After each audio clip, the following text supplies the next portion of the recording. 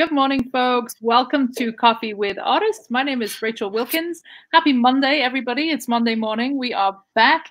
We have a wonderful artist joining us today. I'm delighted to be joined by Samridh Mukhiya. Samridh, welcome to the show. It's great to have you. Hi, thank you for having me on the show. I really appreciate it. Absolutely. So you are joining us from where this morning? um, from Flower Mound, Texas. Okay. And how long have you been out in Texas? Because you're originally from Nepal. Yes, so I came to the States 2011 for my studies, and then I relocated to Texas in 2013, and I've been here ever since. Moved around different cities, but Flower Mound right now. So I read that you started your studies in Nepal. What inspired you to really take your studies abroad and come to somewhere so completely different to where you've grown up? So in Nepal, I got my bachelor's in fine arts, but by the end of it, I kind of felt what I got was lacking because the courses we were being taught was like something that was taught in India back in the 80s. It was the old traditional style courses with no space for the new. And I wanted to get a proper education. So I looked around and then I applied to States. I got into a college in Oklahoma and then I flew in. So that's how I ended up in States. So, we think about somewhere like Nepal and somewhere like Oklahoma. I mean, culturally, they're probably very, very different. How was the process of like assimilating and adjusting to that completely different environment?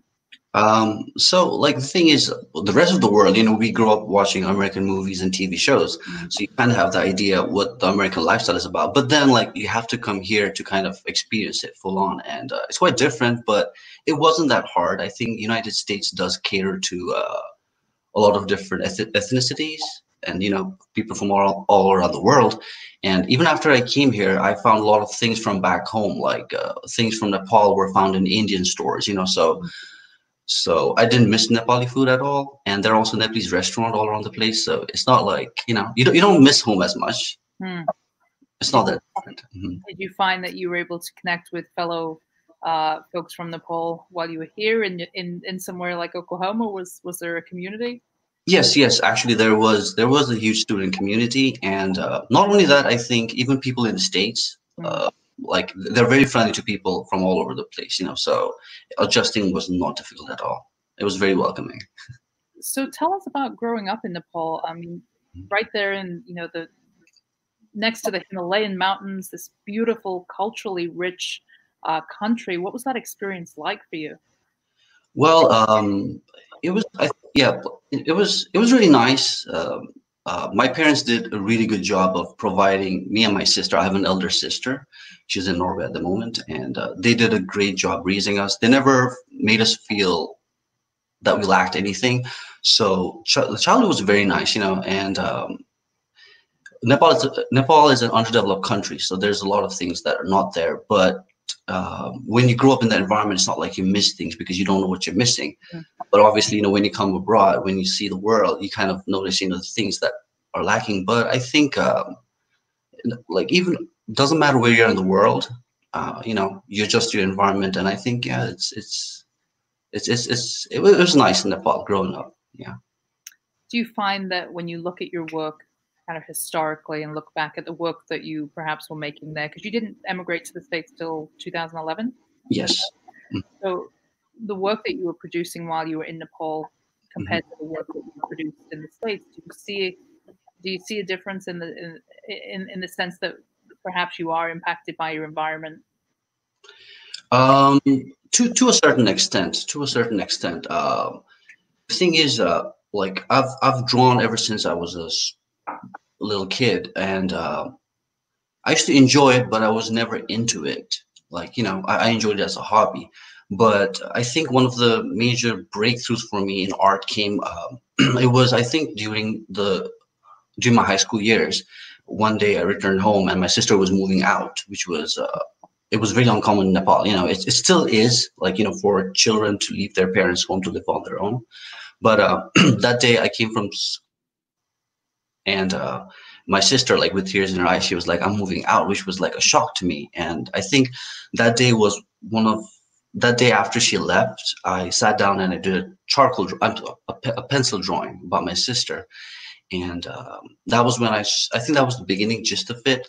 When I started working towards what my art has become now, it's more conceptual. It's more about the content, the idea, the message, rather than the aesthetical or visual treatment.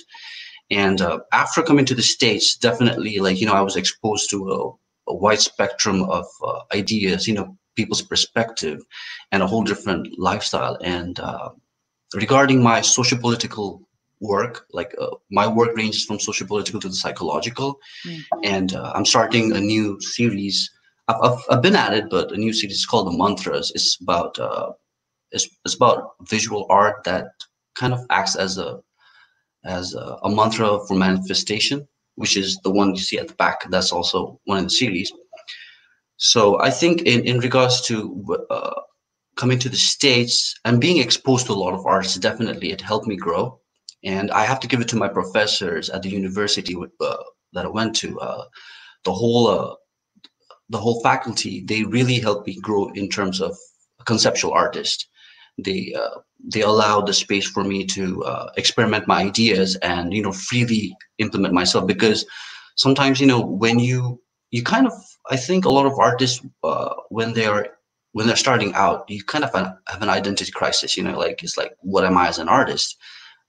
Like, some people do landscape, some people do realistic portraits, some people do abstract, and you're like, you're trying to find where you are. And I think my professors did a great job in helping me find that identity and knowing what I wanted to do with my art. So yes, I mean, my art has evolved, and yeah, it's just definitely because of the environment, the professors, and definitely the people around. Yeah, they inspire me all the time. I think life is an inspiration. 100%. So, I think a lot of us as creative people, we struggle to find that voice. It can often be a challenge. I certainly have struggled myself with hearing so many others' voices. So being around so much art and trying to keep an identity that's not influenced by all these external things that I see on a daily basis. Obviously I see a lot of art. What would your recommendation be perhaps to, a young artist who might be out there and struggling to find their voice? Yeah, that's something I hear not just from young artists, but even from my peers. Some of them are like, they love art, but they're like, they don't know how to go about it. But not just that. I think a lot of people, even who are not artists, this majority of people, they're like, they know what they're doing, but it's like they're still trying to find their meaning to life. Or I think you can take that take the same topic in terms in regards to art. I think if you're trying to find a voice, it's best. First thing is, you have to explore. You have to go out there and see what's out there, to see what you're missing, or what really speaks to you. And I found it, but when I found it, I did not know what I was looking at. Like, I remember when I was young, I was going through my dad's library, and Salvador Dali, his art, it kind of spoke to me, but I didn't know. I didn't like his visual style at that time. But at the same time, I was like, I didn't know why I liked it. Later on, like years on, and I kind of realized it was more about the message, what he had in his work that appealed to me more than his visual treatment. Because I had a different taste when it comes to visual art, but then at the same time, I didn't know the meaning or the contextual information in art was equally important to me. That is what really speaks to me. So yeah, I think first you have to explore, definitely.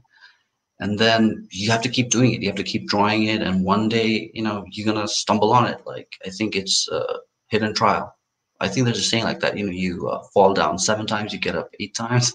Yep, trial and error. Absolutely.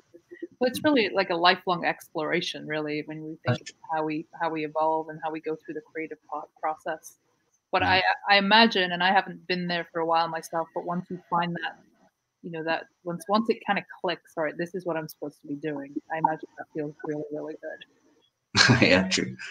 So you talked about growing up and drawing in your mother's garden as a young boy. This was like an imaginary world that you would create. Tell me a little bit about that. Yeah, like ever since I was a kid, like growing up right up to school, right? I used to always be lost in my own world. I think up till grade 5, I did great academically, but after that, I think I was more busy with my imagination. Even in school, I'd end up going to class, and I guess a lot of students do that too. Like, you just develop this automated habit where you look at the teacher, you nod to their expressions, but you're in your own world. And that was me right up till, I think, until right up to like high school. Like, every class I went to, I'd sit in automatically, like, as the class would start, I would just go into my own zone. And even as a child, like I used to constantly play in my mother's backyard. And I didn't, I had friends growing up, but I was more involved playing with myself. And that's, I think, where my imaginary world came in. And, I was constantly in that phase. And I think I still am. I still tend to space out more every now and then, be busy with my own world. I mean, thinking is a constant process. And I think that's why we're creative people, right? That we have the ability to have that just beautiful imagination that we can take ourselves to other places. Yeah. On that note, like, we know about the physical universe. The more the science makes new discoveries, the knowledge of the space and beyond keeps on growing. But I think the universe, the universe inside our consciousness is as expansive as the universe outside, and the more time you spend in it, the more it grows. Yeah, it's all on that note. Yeah. Yeah, well, let's talk about that a little, because you do talk about that in your work, that you want to discuss mental health. You want to talk about some of the challenges in society that we're seeing right now that folks have. Talk to us a little about how you hope to do that with your work. So I mean, growing up, I had a great childhood, but I think after coming to the States, after a couple of years, after my education, I had to relocate to Texas. I was struggling a lot, and I had to kind of get stable. At that time, I started working uh, just regular jobs. I was working in the mall. I was working in convenience stores. I was working delivery jobs, and at that time, that space where I used to flow in my imagination, I think I started reflecting a lot of things in life, and it kind of dark inward. And for years, I didn't know, but I was struggling inside. On the outside, I was happy. I was doing great. People had no clue, but I think inside, bit by bit, I was chipping until I think it reached a melting point. I think it was around 2018. I was kind of like, I was in a phase where I was really dark. I was kind of chaotic. Like, my behavior was chaotic. And at that time, after consulting with my friends, I decided to go for therapy. And I made it a point to find a good psychologist, not a psychiatrist, because I didn't want to be on pills. I wanted to solve my thought, not be on pills and feel happy. So I ended up with a doctor who was at the end of his practice. So I think I was one of his last patients, and with him sitting in going to the therapy, I think I did it bi-weekly, and I realized he brought me, he introduced me to this concept of, not concept, it's a study on cognitive distortion. Actually, there's a series of work that I do on cognitive distortion. It basically means the reality of the situation is what it is, but your perspective defines everything. Like a simple example I can give you is, the glass with water. The glass with water has a certain amount of water. It's neither full or empty. It's just what it is. But it's your perspective that defines, oh, the water is more or less, it's cold, hot, doesn't matter. It's just what it is. But your perception defines your reality, and and your thoughts. Your thoughts are the precursor to emotions. So, but definitely, what you're thinking will result in emotions, and emotions, in effect, have a great influence on your thought itself. So it's kind of like, I wouldn't say a wormhole, but it's like a cycle. So if you have good thoughts, you'll get good emotions, which might lead to better thoughts. So thoughts are very important. So my artwork, the one, especially the mantras and the ones on cognitive distortions, they're about realizing this truth. So in my artwork, I tend to like explore these ideas, and I try to like and that's basically how I want to communicate. Instead of writing a visual message, one that you can look at, and then if you know its meaning, you can kind of like, I don't know, use it to benefit yourself, I guess. So you're at a show and you have these beautiful works. Somebody's standing in front of them. Do you tell them the story, or do you wait for their reaction and their interpretation of the work? So yeah, this I had to kind of get used to because I'm very open to talking about my work, like because there's a lot of thought that I put in. I usually spend months, week, years in concept before I actually put it on paper. And initially, I used to just talk about it to anyone, which I still do if I get the opportunity. But the thing is, I wait if the person is interested because I've realized this. I've had this conversation with other artists and other people. It's like sometimes I think for people, it's more like, they just want to look at art and take their own meaning, and they're happy with that. They don't want to know what's beyond.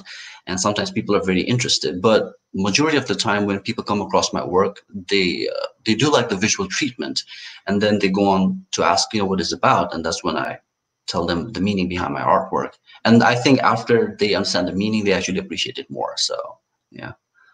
You talked about wanting to evoke feelings of healing and hope.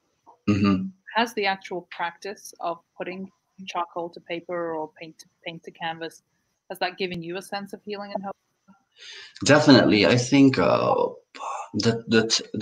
decade that almost I've been here in the States, drawing did help me, take out or express things that I could not before. Before I went to therapy, there were a lot of things that I could not say. I think in society, especially, I don't think it's gender based, but the idea of being a man, you try to, you're the strong person, you're the care provider, in that essence, you kind of have to hold up and act. But back then, art was the way that I could really express it, and not have to tell people what I was going through. It was there, it was out, people could see it, even if they didn't know the meaning.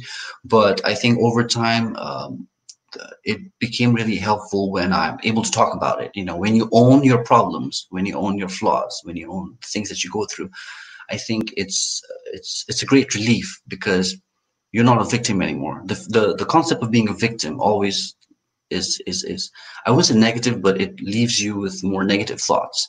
But if you own your problems, then you are. It's like saying you're the master of your universe. You can find the solutions. You can go about it. So yeah, I mean, drawing has definitely helped me, and every time I'm able to express the meanings behind my work, I think it's like a constant reminder to myself, because we tend to get into a loop and get lost in our old habits, and I mean, making the art, explaining about my art, and looking at my art, the ones that are specifically the ones in the series called mantra, which is about healing and hope. Definitely it helps me realign myself, because I think it's a constant thing. You've got to keep doing it every day.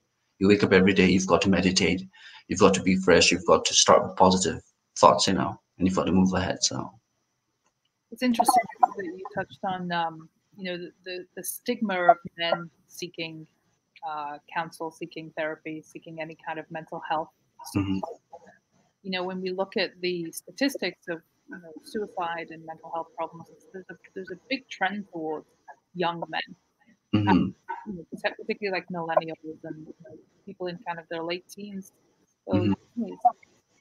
I feel that even in the West, we like exactly like you said, it's expect a man to be this strong person, and it's almost seen as uh, you know like a problem if they do speak out, right, or be vocal about it. mhm. That's in the West. I can't even imagine what it would be like in the East. Can you tell us a little bit about how socially and culturally seeking help for your mental health, how is that received? I think this problem is existent. Like, it doesn't matter if you're in the East, West, in Europe, or wherever in the world. I think this problem exists because although we're so comfortable saying, we're physically unhealthy, like, I have a physical ailment, you go to the doctor and you get it fixed. But mentally, it's not looked upon. And I think a lot of it has to do with how society has, I'd say, kind of evolved. If you look at any advertisements you see, any movie you see, any novels you read, there are there are contents out there that explore truth more, but then the majority of things out there, they always portray I'd say, the Instagram life, like how everything is like perfect, everything is good. Social media, Facebook, you always post your happy moments, and so you're in constant state of comparison with the best out there, with what you have. And generally in life, I wouldn't say it's more worse than good.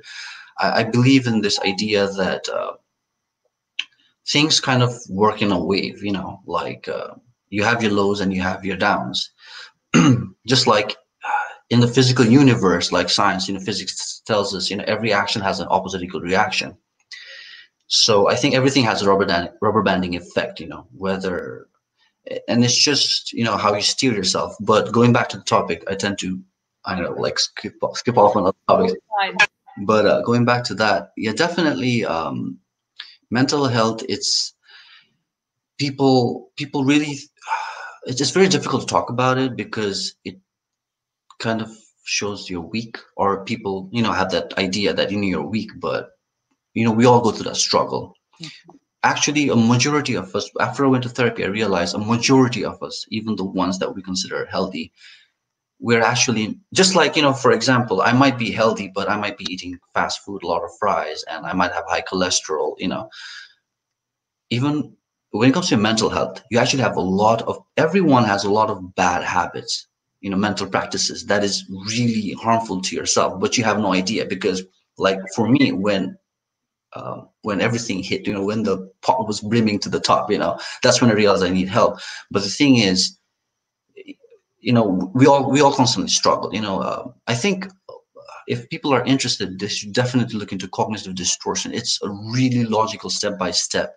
It tells you how a lot of thoughts, like an example I can give you is black and white thinking. Black and white thinking is always thinking in terms of yes or no, good or bad. But in life, there's lots of gray areas, and you have to kind of learn to accept that. A lot of people have that issue. I struggled with it immensely. I was a black and white person. I did things at an extreme or didn't do anything at all. I believed in good, and I completely labeled things, and that causes conflict. And yeah, so going back to the topic again, yeah, I think it's existent in West and the East.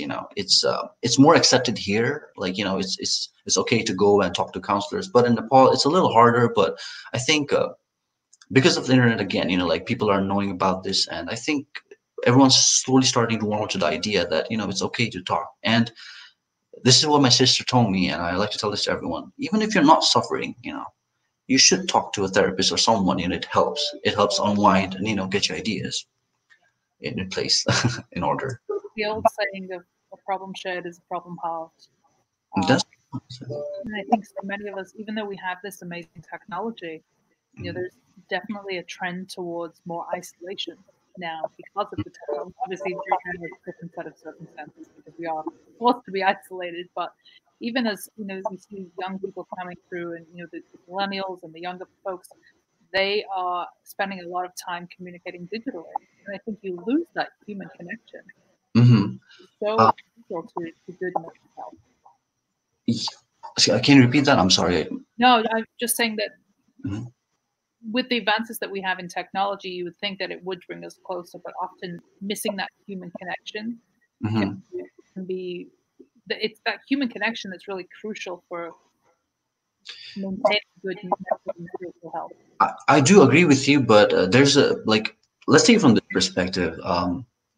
Physical interaction is important, definitely, but I think if you think about it, I mean, physical interaction is very healthy to it. It gives you good mental space. You need that in life. But if you think about it, I think this time you can use this to reflect. We are so defined by our physical boundaries. Like, how we look, what we are, what we own defines us. The assets in our life, where we are. But the thing is, there's this joke. I think I saw this meme on the internet. I don't know what it was exactly, but it was kind of making a joke. Like, now beautiful people have to actually struggle because now they have to talk with their personality. So I think this is a good time for us to reflect because, like I said, we're so hell bent on like physicality. Like it's just important to know what's within us, internally, because I think that is what defines us. Because physically, this is like The body is like a car that takes you to work. Your body is just an instrument that helps you survive, or it's an agent for your consciousness. And I think, going back to mental health again, I think, yeah, like good thoughts, good thoughts, proper thoughts, good guidance, will definitely help people. And yeah, yeah, I'm sorry, lost my That's thought. all right. That's all right. I was thinking about what you said about, the social media, right? That how that can impact us, and we do. Mhm. We see this total stylized, ideal lifestyle of these people who, in reality, that's not their everyday life. We're seeing the 5-star version of everybody's life. We're not seeing the work that goes into, maintaining a business, or just life in general. And Mhm. I've always been a little bit conscious of of what I'm putting out there, in terms of lifestyle, or anything to do with the business. That there is a lot of hard work that goes on behind the scenes. It's not always perfect. It's not always rosy. True. I think we do a disservice to those who are young and who are just kind of in those impressionable years by not being honest and open and transparent about the realities that we face as human beings on a daily basis. It sounds like from what you've shared that you have that you have certain things in your daily routine that you need to do to or you choose to do in order to maintain good mental, good spiritual health, like meditation. Do Mhm. you consume social media? Do you go down that path? Because there's obviously an element that we need to do it for our art businesses, but do you find that you have to perhaps moderate the time that you spend on those platforms? I think, like, moderation is key to everything. Like, everything doesn't matter. Like, even, like, we hear of artists going all out. I draw all the time. Even that is not healthy. Like, even that is not healthy. Although it's good, like, it'll get your skills in, the hours up, but everything is moderation. Yes, and you're right. I do. I've had the need to adhere to a certain lifestyle where do things during the day to keep my mental health in peace, mental check. Like, for example, you wake up in the morning. I think it's best to try to wake up early. If you can see the sunrise, it's important to see the sunrise. And when you wake up, yeah, you want to take a shower, because the idea behind the reason why I take a shower is not just the physical hygiene, but think of this like, you have a lot of thoughts, things that you process, and then you want to start your day on a clean plate. So when you take a hot shower, you kind of like washing away all the things that's attached to you. It's like a physical declaration saying I'm physically clean. And then after a shower, you want to meditate. I know a lot of people struggle with meditation because it's hard, and the reason why being is to think of nothing is hard, and meditation is all about nothingness. I won't say in entirety it's about nothingness, but the idea is to clear your mind, be still absolutely without any thoughts. And what that gives you is it gives you a clean slate for you to start on.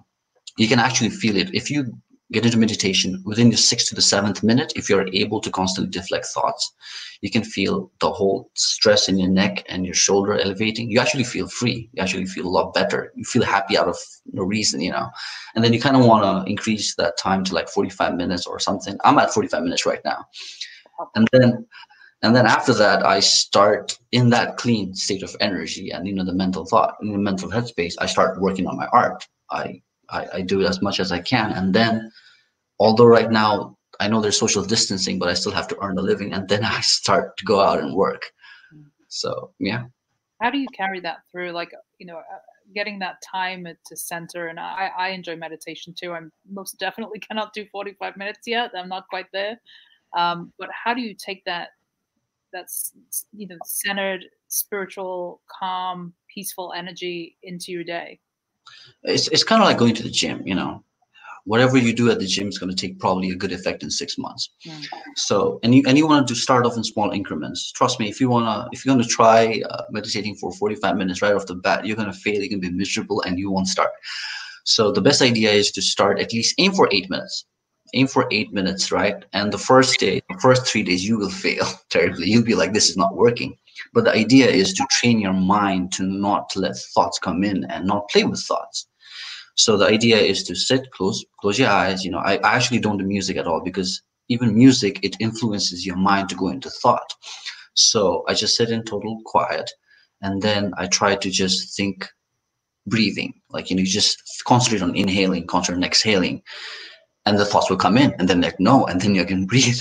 Another thought will come in, then you're like no. You keep doing that, and they say if you do anything for 2 weeks every day, it turns into a habit, and then you can start. And then like after you can do it for 8 minutes, and you feel that stress relief, the next day go for 10. If you can do it, go for 12. After 12, you want to go for 20. After 20, you want to go for 30, 45. That's how you keep increasing it. And the more you do it, the more better it becomes, the more sooner you reach that core where you're peaceful.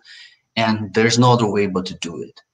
But I think for other people, like I have my friend who enjoys cleaning a lot. And for her, like, that's her perfect headspace. She doesn't think she's just cleaning, she's feeling good, because it's kind of like video games, like you playing and you get instant reward, you feel happy.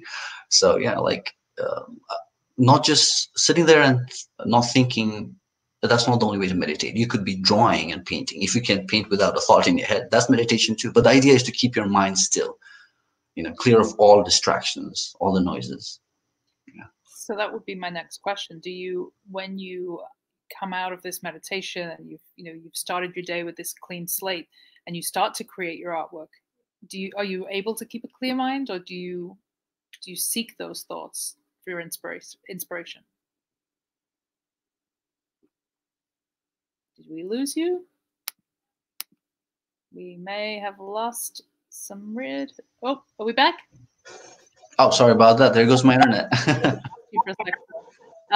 Yeah, I was curious to know if you've started your day on a clean slate, and then you pick up your art materials. Do you then create from a space without thought? Do you kind of just go with the flow, or is there actual thoughts going through your head as you're creating? Do you allow?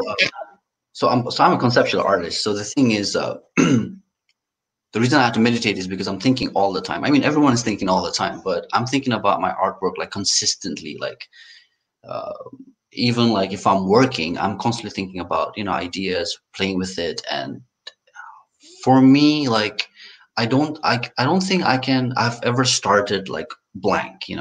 It doesn't work that way. I know artists who just start with nothing, and they create something. But for me, the thought, the idea, the message has to exist before I even draw a line.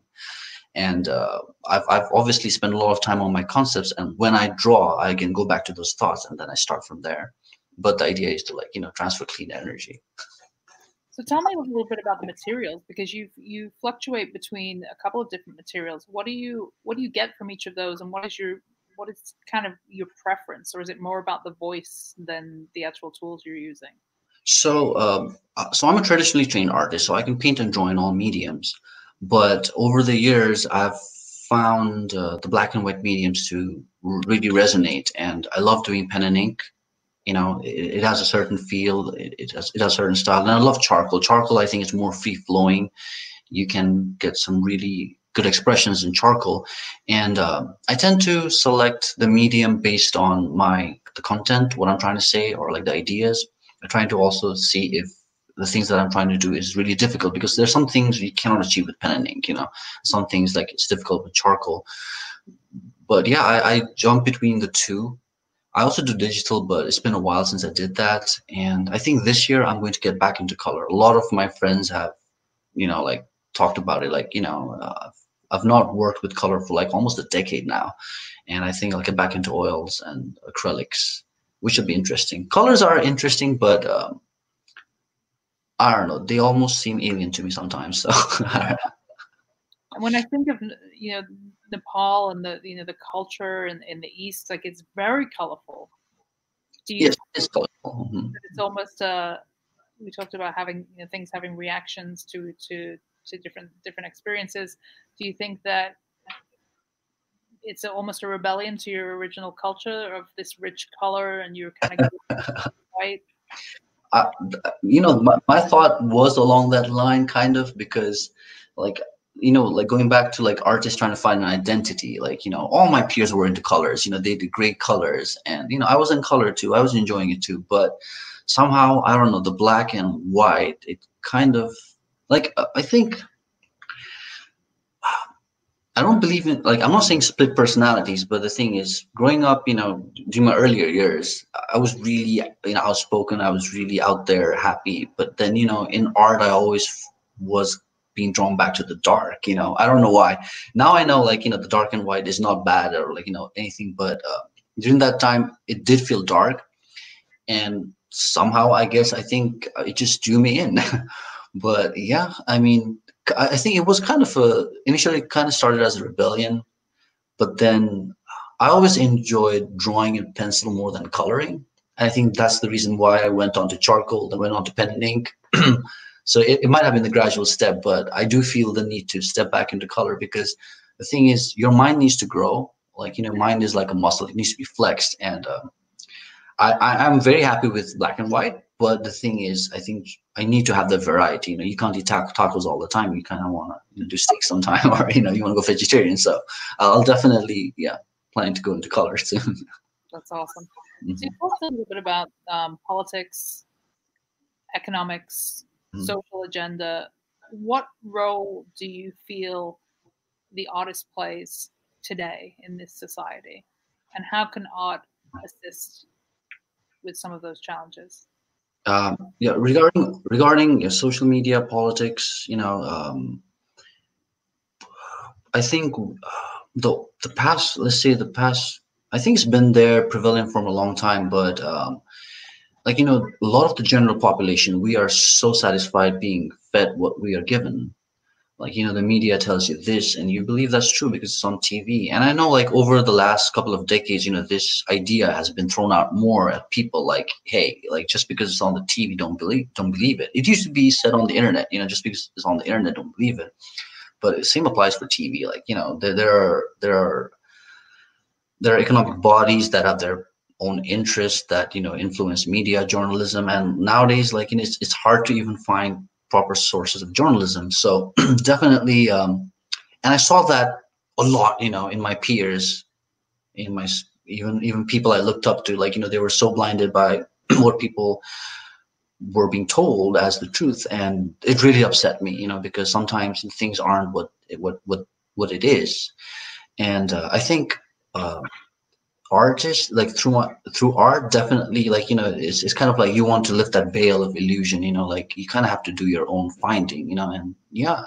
And I think a lot of artists, like Bansky, he's one of the artists that really inspired me, when I was growing up. I found so in Nepal, you don't get the original DVDs and CDs, because it's at that time we didn't have all that access. So in one of those CD shops, in those it was an area called Us, and you used to find all the CDs for movies. They're all pirated, but you could buy them. So I came through this CD. It was called Exit to the Gift Shop, and I was like, "What is this?" So I tried it out. So that was my first introduction to Bansky, and I love the idea. This man. I don't know if Bansky is a man or a collective, but Bansky, whoever they are, whoever he is or she is, well, did this awesome thing where it used art and it used it in the most simplest form. It was black and white again, and then it was amazing. What was conveyed. It was a simple image, but the meaning behind it was so wakeful. It was kind of like a wake up call, cold shower every time you look at his art.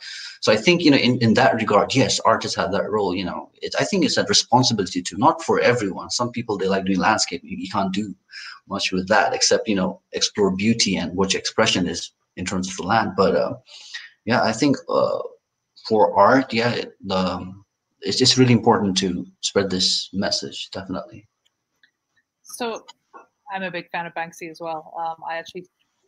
I'm from Liverpool originally, and one of his way back in like the 90s, there was a big the Le Rat, which was the big rat that he did, was on Uh, this old kind of worn down pub that was closed down. He'd done this huge rat, and it was amazing. And I'm sure, going back then, nobody really realized what he was going to become, and be worth exactly. a fortune now if it was still there. But how do you bridge that? Those two sides of like wanting to be progressive and make statements, and also create work that people are going to buy, because often the political stuff, the bless you, the political kind of out there work, unless you are somebody like Banksy, and there is a value there in terms of his work.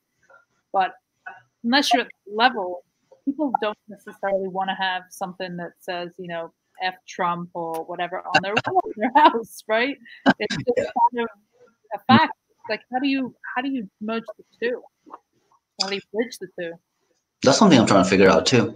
But so the thing is, like like the general notion for art has always been something pretty to hang on your wall. For a lot of people, for the majority of population, that's something I struggle with, because whenever you showcase your art, a lot of people are drawn to beautiful pictures rather than meaningful pictures, and it's fine. Everyone has the thing that floats their own boat. But I think we're in an age where definitely we're more connected. Like, look at us, we're talking through the internet. And we know when people communicate more and more, I think a lot of people are understanding or coming to terms with the fact. I think we might have lost you again. Let's see. Did we lose you, Samridh? I hope not.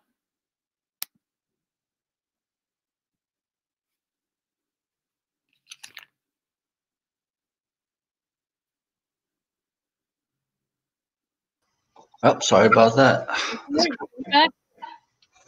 So where was that before the connection was cut? We were talking about people wanting to hang something pretty on their wall. Yeah. Coming to terms with that as a professional. Yeah, but like, now that the world, like, globally we're so connected and we're communicating our ideas and thoughts more, I think people are starting to appreciate, thoughts and ideas more. They're starting to accept that there is something beyond the norm of, like, this is how you should live your life. That it's, I wouldn't say existential crisis, but along that lines, meaning to life, a deeper meaning to life. And I think, as you can see in the art world nowadays, you find artworks in galleries, huge esteemed galleries, which probably would not sell off, I don't know, 60 years ago or 80 years ago, because at face value, visually, when you look at them, it's nothing. But the meaning behind it is, it's got a lot of weight, and now they sell for like millions of dollars. And I think we're coming to that point, But as with art, sadly, it's not like fast food, where everyone has access to it. Art is only accessible to those who can afford it, those who have time, that in their hierarchy of living, like, they have all of their needs fulfilled, and now they can think about the bigger things in life, and they appreciate art. But majority of the world is in, I wouldn't say in poverty, but yes, along the line, a lot of the people are struggling. So yeah, a lot of people, they don't have access to art. They don't have that ability to be in that mental space where you will look at life and kind of contemplate, and look at art, and then make your own life rich with art. So I mean, it'll eventually get there, but I guess it takes an age of consciousness awakening. I guess we're getting there eventually, if we don't end up killing ourselves. So yeah. That's not depressing at all. No, I think especially in this moment right now where we're at, a lot of us are looking inward, right? Because we're not in that race. We're not running towards, work or whatever it is that life kind of throws us on a daily basis. We have these moments of quiet where we can reflect and look a little inward. Definitely, yeah. Because like even myself, like, after coming to the States, I think I've been involved in this rat race more than anything. Like, you're so focused on trying to get all your marbles and all marbles together. Like, you want to have a proper space to live, you want to have a proper car, you want to have a proper job, along that line. I may have lost you again.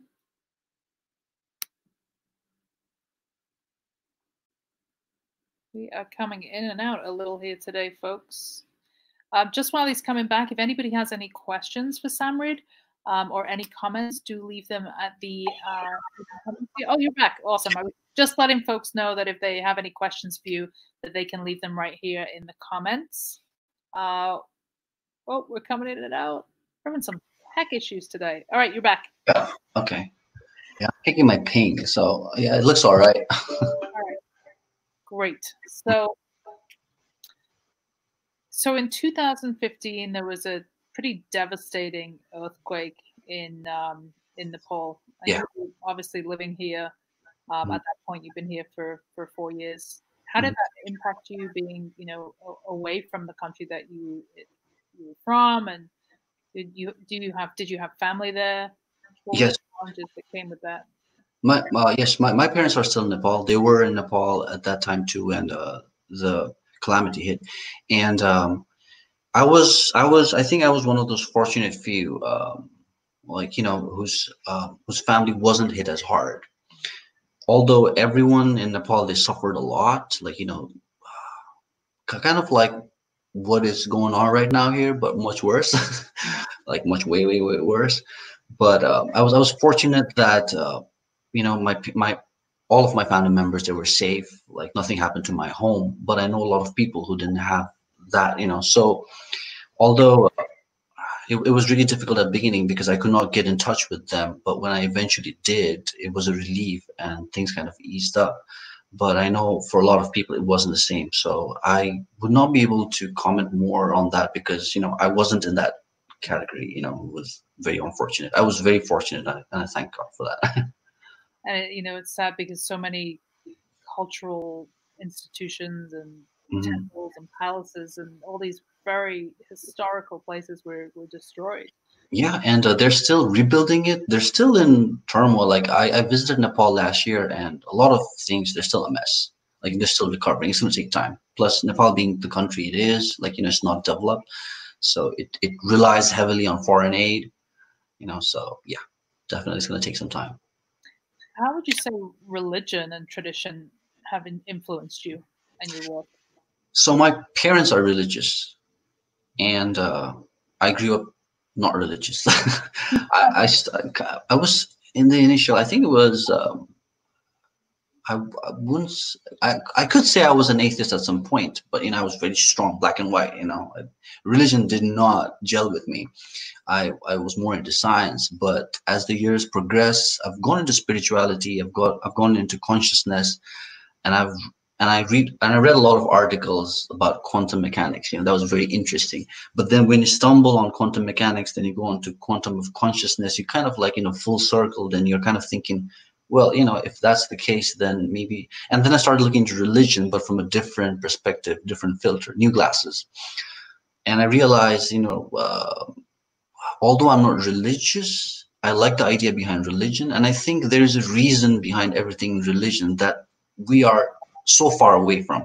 Religion has a purpose, it had meaning, it had depths to it, but it's like we're taking it at face value.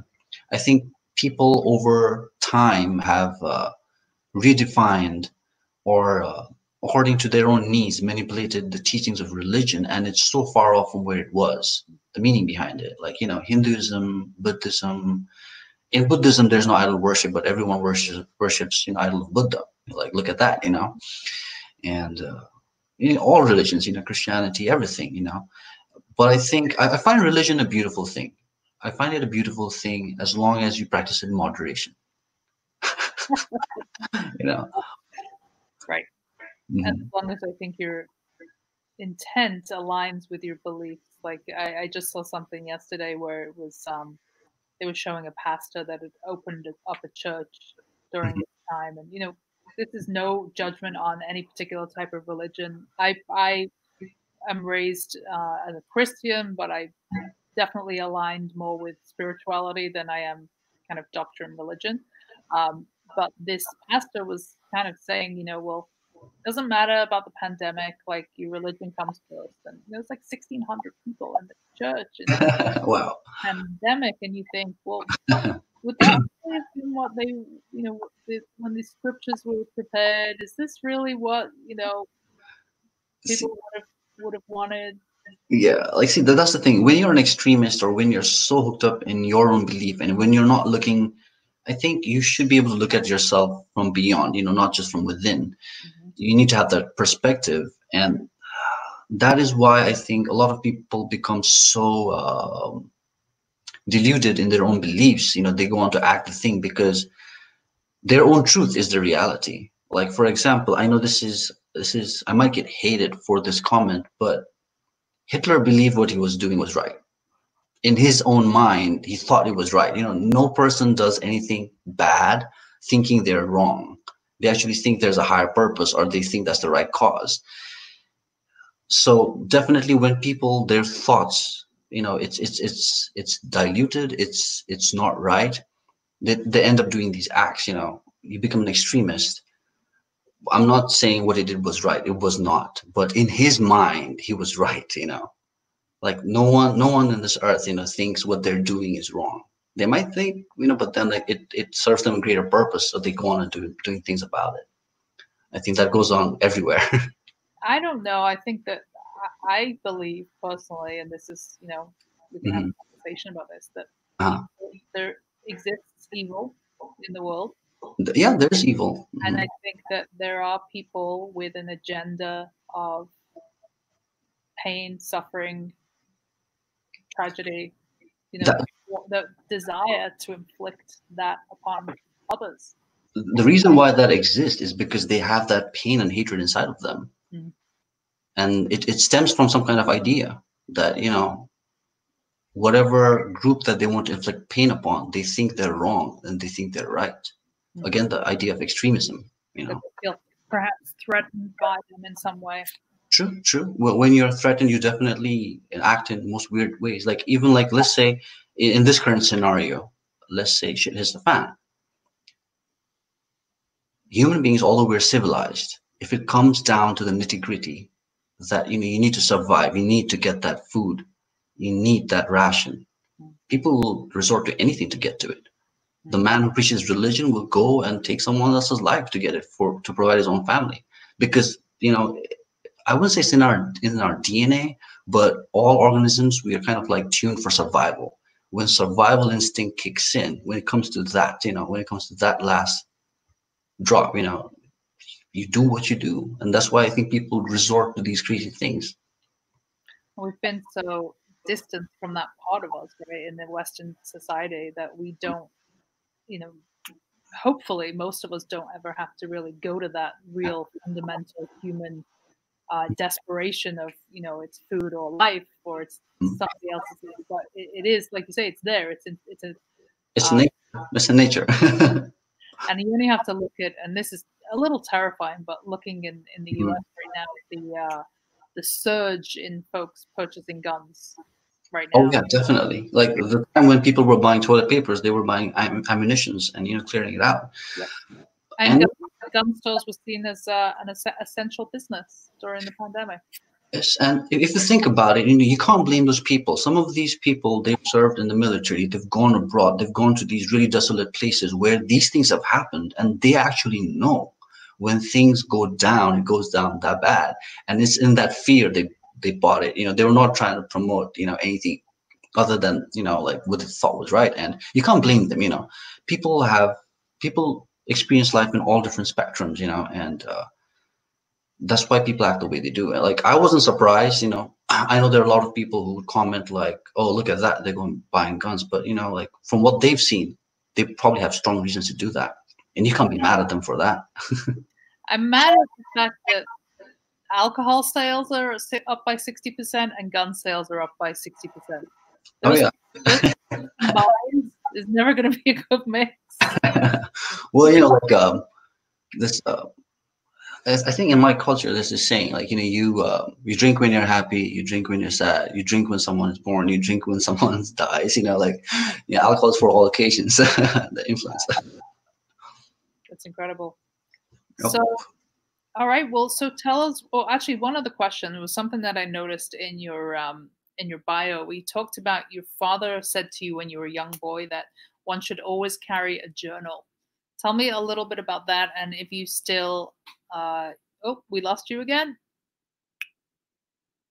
I think it's coming back. Yep.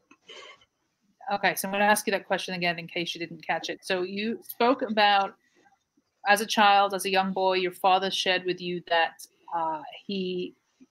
one should always carry a journal. Yeah. Tell me a little bit about that and how that's impacted you, and if you still have that practice today.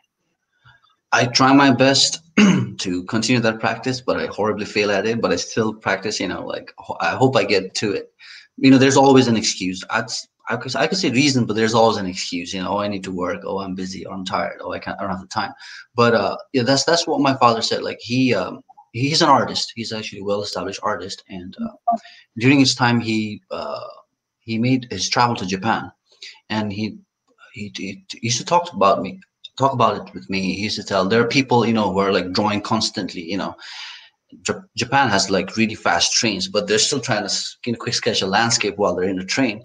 The idea is to keep doing it, keep doing it, keep drawing it, because you kind of need to be in shape. It's kind of like exercising. As an artist, that's a very important thing to keep a journal, because it keeps your style. You might actually develop or progress a new style, if you keep a journal.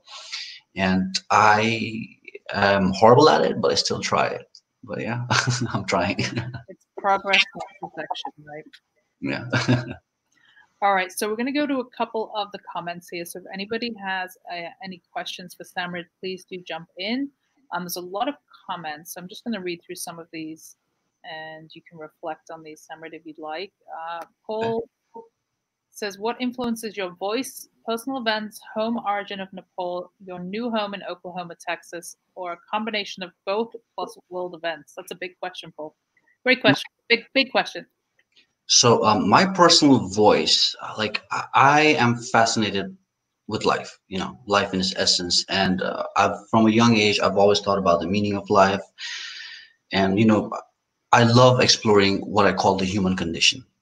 I like to term it the human condition, like because apart from other creatures, we have a different kind of existence. Not just like, we're not just trying to survive and live, but like we have our thoughts, we interact with people, we have expectations, we have all these things, the emotions that we go through. And I want to dwell on that. I want to capture that, the essence of being human. So I think my influence is that uh, my personal voice is, I think, my lust for this human condition, try to dwell into it. Awesome. And another one from Paul here. During your discussion with an interested collector, do you allow for them to first give their interpretation of feeling about your work, a give and take, or do you give them your vision right away? um I think there's no rule book to this. I think some people will have success either ways. They could go about it, but I think it's best that you need to look into psychology of body language. You try to assess, what they want. Like, if they're interested. Some people don't like being told what the art is. So, it's you've got to try. You've got to keep trying to figure out what works best for you. And I think you gain experience over the years. But definitely, like, assess the situation. Approach them with a friendly conversation, not too intent on art, because some people I've noticed when you talk about it, they're like, oh, I'm no art expert. You don't want to put them in the spotlight. Approach them generally, like, like how we speak with someone you meet in a park. And then if they want to talk about art, you slowly edge it in. But I mean, I think you should have a clear idea about what your art is before you talk about it, because I think it really the interest wanes if you can't talk about your work.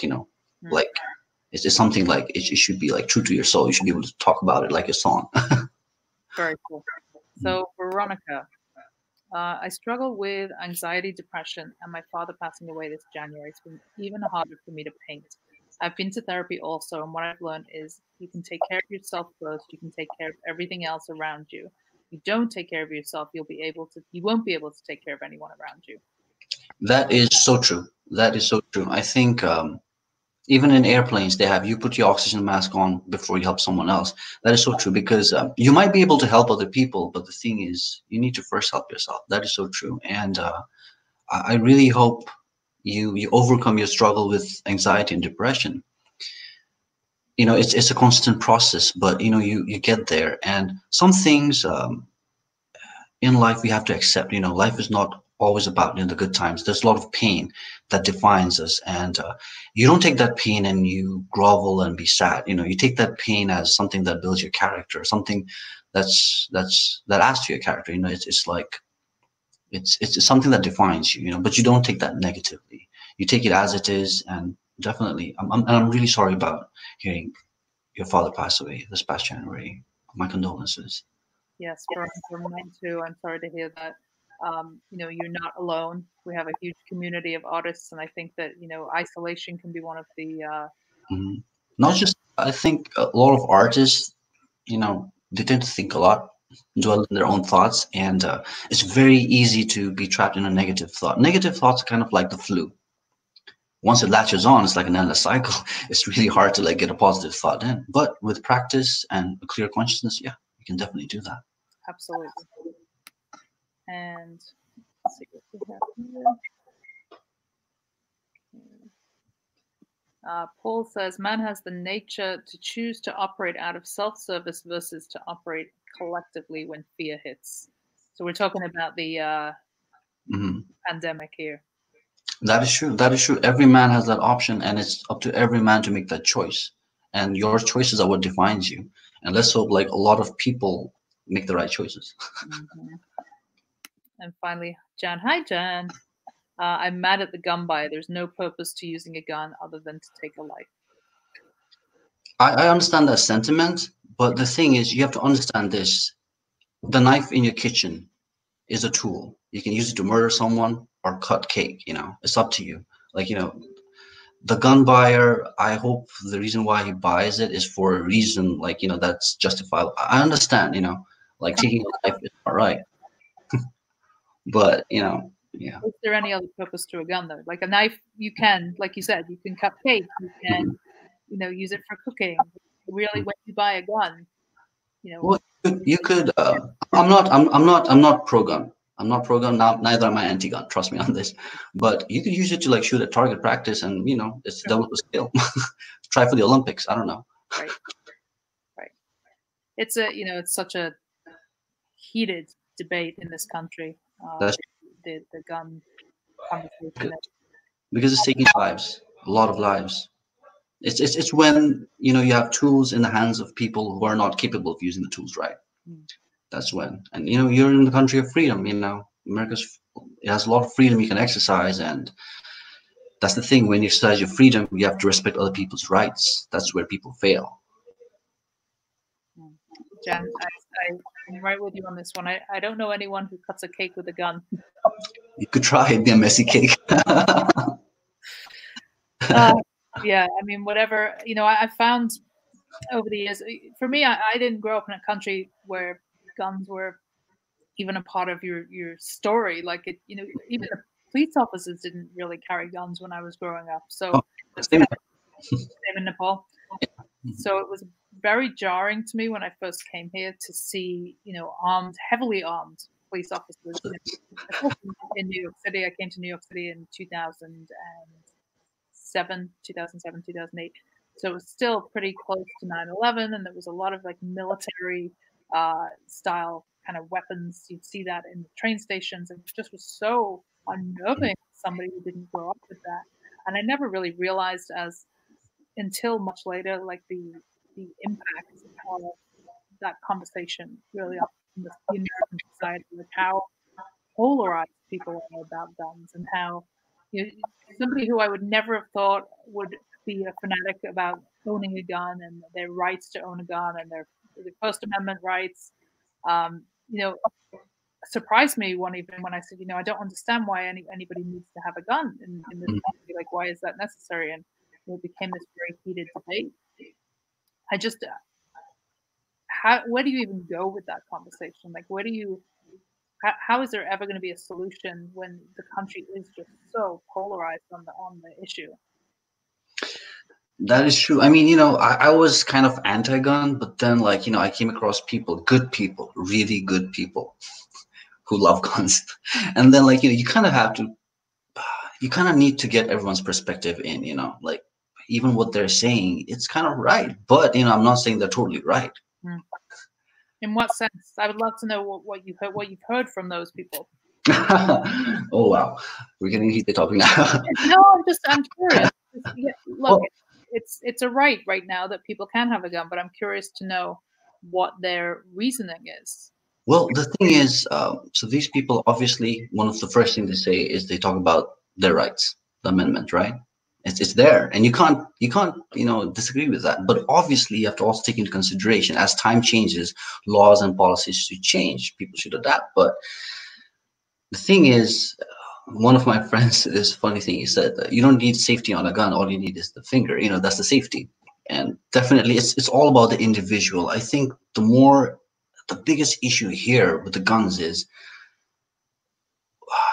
people need to be taught proper. When you're growing up, if you're taught proper, you will know whether to use that knife you cut a cake to inflict harm on someone, or whether you use the gun. A lot of these people that have military backgrounds, a lot of them, I'm not saying all of them, and they've spent an exponential time of their life with this tool.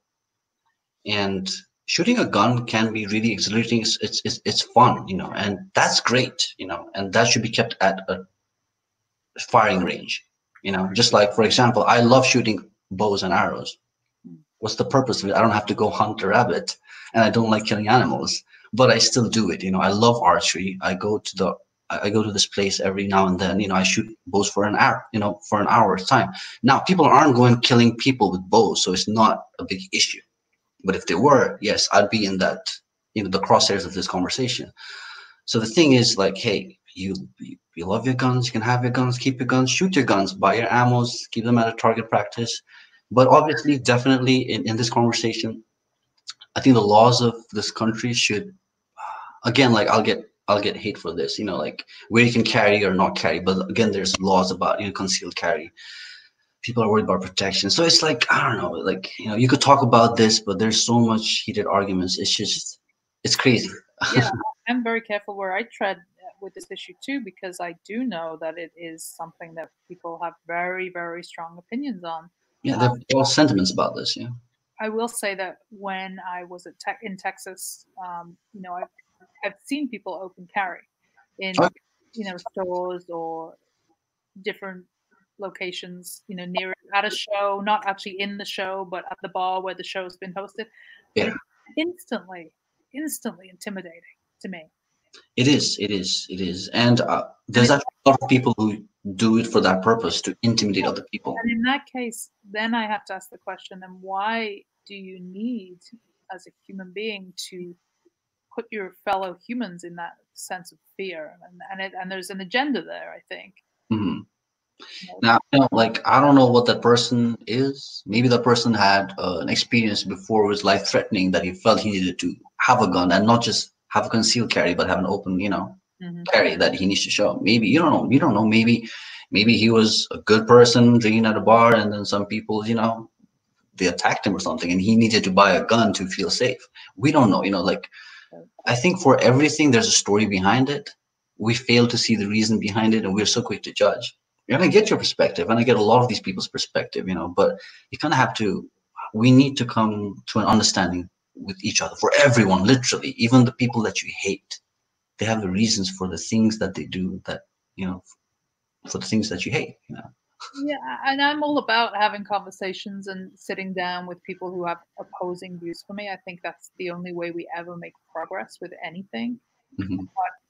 I would find it very difficult to have a conversation with somebody who owns an arsenal of machine guns Okay. Oh, without mhm, just when you think about the mass shootings, right? Like, mhm. we talk about guns not getting into the wrong hands, but just in general, like, why do we need so many? Like, if the real reason is for you to protect yourself, and there's a story, and I respect that tremendously. Like, there's been times in my life where probably I would have felt safer if I had a gun on my hip, but that's just not my prerogative. That's not ever going to be my story. That's true. But I'm not. I don't have that person's life experience, and I'm not judging that person's life experience. Hmm. Challenge for me is when somebody you talked about First Amendment rights, right? Like, when Hmm. the Constitution was created, it's my understanding that at that time, the weapons that existed were, sorry, Second Amendment. I keep saying First Amendment. Second Amendment, right? Yeah. The weapons that existed were, bayonets. They were not something that could fire 100 or 1,000 rounds in, 5 seconds and cause Mhm. absolute mass tragedy. That's true. I think when we talk about like guns as a sport, and I know I'm probably going to get a lot of pushback here myself, which is again why I tread lightly with this conversation, because yes, I respect everybody's opinion, I respect everybody's viewpoint, everybody has a story. That's none of my business, but I just want to understand where that desire to stockpile or to even own a weapon of such force and such just, I mean, the only thing I can think of like an AK-47 as is it's a death machine, right? That's one perspective. Now let's take let's take an example of a man who owns an excessive amount of cars because he loves cars. So like the fact that people have a huge arsenal of weaponry just because it's their freedom sounds excessive, and it's true, and they probably shouldn't be doing that. But you know what? It's in the country's laws, and I know I'm not. That doesn't make it right for me to say, you know what? It's in the country's laws, because I think people have been abusing the country's laws for like ages, worldwide, and but the thing is, yeah, I mean, I can understand gun lovers because they love guns. They love the fact what the weapons can do and what they stand for. I don't think a lot of like my perspective to this is a lot of majority, probably 80% or more than gun lovers out there. They probably just love guns like people love cars or people love shoes, or I don't know, like, and what you love you tend to collect. It's in our nature, we all have that, people, no one needs cameras, but then like people have like, I don't know, a huge amount of cameras. They have old film cameras, new digital cameras, spy cameras, like it's an obsession. I think it's the same with guns. It's not right, and it's not right, but it's not entirely wrong either, it's hard. This conversation is hard, but I understand, Mm. but I think it's an interesting conversation because, I can think of all the talking points on both the left and the right. We all know them. They're the same things. We hear them again and again. But I don't think we make progress until we have the really crucial. On this, I think a really nice note that we can take is from Japan. Japan, you need to have a psychological assessment every now and then you have to go to the shooting range and show that you're super proficient with the weapon, so that you don't end up using, or even if you use it, you don't use it wrong, to actually have the license. Now, see, that's when a law is properly in place. And I think a lot of the gun lovers wouldn't mind it, that they go to the proving grounds to like test, their skill with the guns, and they must go through psychological, yes, because psychological evaluation is very important when it comes like you possess a tool that can really harm or take someone else's life. So maybe that's something that should be in the States. And a lot of gun lovers, if they say they're psychologically sound, then this should be no problem to go take that assessment. So maybe that would because I think a lot of people who've actually ended up using either as criminals now, they're criminals, they're doing it for obvious reasons, but like other than that, I think a lot of these cases were people with mental instability. So maybe that would help, at least not solve, but like kind of buffer the problem to a more acceptable, I don't know, scale. I agree. I think that's one part of how we solve a problem. I think that absolutely you should have to have a psychological test to own a weapon that is designed to kill. We have to take a test to drive a car, right? We have not a psychological test, but we have to take a physical test. Strong point there. We should have safety, at least how to safely use these things. It should absolutely be. I think there should be an age restriction that's maybe a little higher than what it is right now. But also, when you think about the statistics, and I know we've totally gone off on a tangent here, but so many of the deaths that happen from guns are accidents. That's true. Guns getting into the hands of children including siblings, or we're not even talking just about the deaths, the injuries even that occur from accidents. And then the highest, I believe, one of the highest causes of gun deaths in America is suicide. Okay. Now, when you think about, yes, there's people with mental health problems everywhere, right? We have mental health problems in the UK, where I grew up. We have suicides in the UK, absolutely. But the finality of a gunshot, you're not going to have many attempted suicides with a gun. True. Right? People don't generally survive an attempted suicide with a gun. There's been people that have survived suicides. I personally actually had a very traumatic but wonderful experience in my very early 20s where a friend, and I don't need to talk about names, but my partner and I came back to find a friend who had taken an overdose, and we got there right in time, and we called the ambulance, and she survived, and she's living a beautiful, happy life today. I'm glad. I'm glad. I'm really glad. Yeah. Because it wasn't final, right? There was still that window of time where you could help that person. True, definitely. Yeah. I just think that it's such a final, like there's no question with a gunshot. Like there's no possibility. When people compare it to like, well, there's knife mass murders with knives, right? Like the chances of you killing and maiming hundreds and thousands or hundreds of people. You look at something like that Las Vegas shooting that happened here, which I believe was the biggest mass shooting in on U.S. soil. That wouldn't have happened with a knife. Wouldn't have instantly been able to kill 100 and 200 people from a distance like that. That is true. That is true. I mean, yeah. I know it's a lot to unpack, and this is, we are here to talk about art, but these are important issues, and these issues do come up on these sessions, and I think it's sometimes good to have a creative perspective. Yeah, that is true. I mean, like, talking about these issues is important because it still keeps these things, although we are in the midst of this pandemic, it still reminds of the things that we still have to deal with once, we get out of this. Because I think this is more of a retreat. I wouldn't say like retreat, but, it's kind of like, it's a time to reflect, definitely. And yeah, definitely like what you talked about does have really strong points. And yeah, guns in the hands of mentally unstable people, it's not right. Definitely houses where someone in the house is going through at least some level of mental instability or some problems. Definitely they should really safeguard their guns. And like the gun accidents you talked about, is like if those gun accidents happen, it means the guns weren't stored safely. Like, they should have been, at least the ammunition should have been. Like, that's the thing. I know people who have guns, but they have a loaded gun, which was scary to me.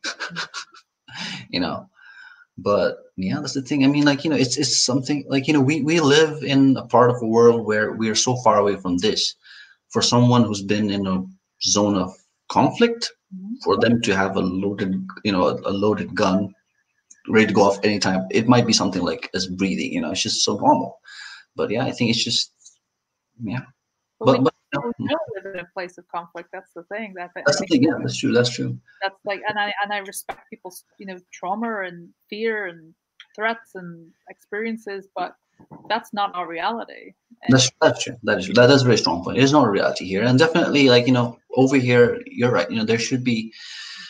This is a topic that needs to be explored more, definitely. But it's just that we need to come to a table, not to put our arguments, but to come and understand each other. Both pro guns and like people anti-guns. You only need to sit there and not be like you're wrong, because no one's gonna get anywhere pointing out people are wrong. You need to listen. So yeah, I agree, and I think it's important that we have these conversations. So, thank you for going down that path with me. I know we didn't intend on it, but it is something that is a part of our life and our experience, and especially as folks who came from another place into a culture where this is part of our reality. I think it's interesting to get different perspectives, and this is all we do. We have these conversations. We hope that folks can take a little bit away from it, and obviously, whatever your opinions are, we respect them, and we invite conversation, respectful conversation, of course. But yeah, let's let folks know where they can find out about your beautiful and wonderful artwork and how they can learn more about you. Sure. So a lot of my work is up in my website. It's www. M as in monkey, U as in umbrella, K as in kangaroo, H as in hotel, I as in iPhone, Y as in yellow, A as in alpha, S as in Sam.com. It's mukhiyas.com. And I do have an Instagram handle, but I don't have all of my works uploaded there.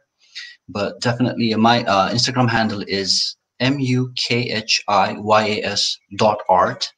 And Yep. I'd really appreciate it if you all would follow me. I will follow you back. And I definitely intend to put all of my artworks up in Instagram soon so that, you know, a lot of people have access. Because I think nowadays having a website does not cut it. People don't want websites. They rather watch things from, you know, the accessibility of Instagram. So yeah, I'll definitely need to put all my works in Instagram. Wonderful. Well, thank you for spending this time with me today, Samridh. I really appreciate it. We had some really interesting twists of conversation throughout this hour and 20 minutes. Folks, we will be back again tomorrow for Coffee with Artists. Thank you for joining us, and I will see you all at 11 a.m. tomorrow morning. Have a great day, everybody. Thank you. Bye-bye. Thank you for having me. All right, and we are off the